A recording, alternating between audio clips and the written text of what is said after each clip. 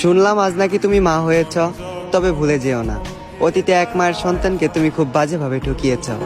আমার বেলায় ছিলে তুমি ছলনাময়ী, এখন তুমি মমতাময়ী মা। আমার সাথে সেটাই ঘটেছে, আমার ভাগ্যে ছিল যা। আমি নিজেকে সামলে নিয়েছি, মেনে নিয়েছি বিধির বিধান।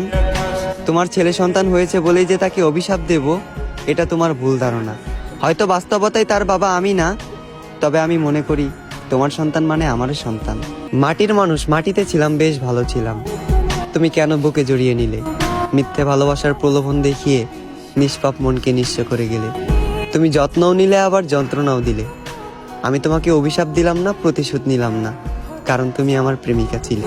তোমাকে পাওয়ার আমার প্রবল ইচ্ছা ছিল, তবে পূরণ করার শক্তিটা ছিল তোমার হাতে। তুমি কি জানো না, পূর্ণতা মানে যুদ্ধ, আর সেটা পরিস্থিতি এবং পরিবারের সাথে। যুদ্ধে আমিও জয়ী লাভ করতাম যদি তুমি আমার সঙ্গ দিতে।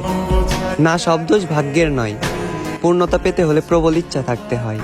দুর্বল ছিল তোমার ইচ্ছা শক্তি, তাই বিচ্ছেদ নামক শব্দ দিয়ে সমাপ্তি ঘটল আমাদের আজীবন ভালোবাসার চুক্তি।